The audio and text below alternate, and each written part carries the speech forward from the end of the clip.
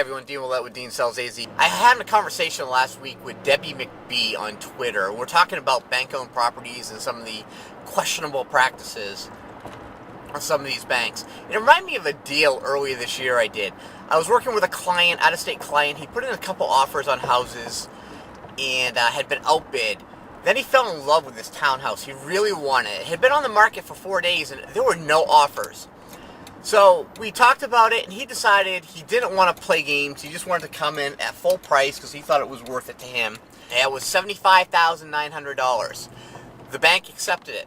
They sent us their addendums, which we sign and send back to them so that they can sign.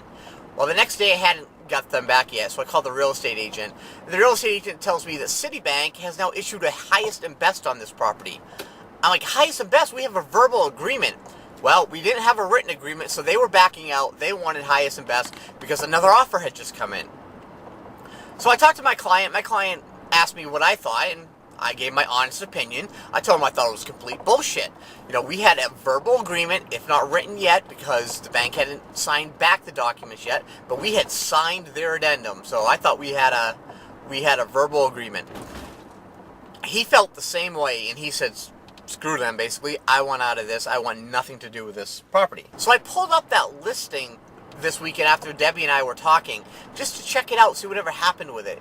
It ended up selling for $68,000.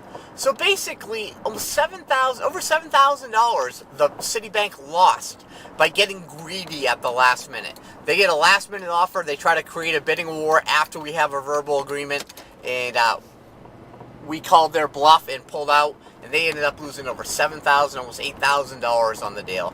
So, be it a lesson learned to Citibank and all the other banks, you know, if you get a deal in front of you that's a solid deal, take it. Don't get greedy at the last minute. If you're getting any other comments, you know, I'd love to hear them, or you can leave a comment below, or you can always email me, Dean, at deansellsaz.com, and have a great day.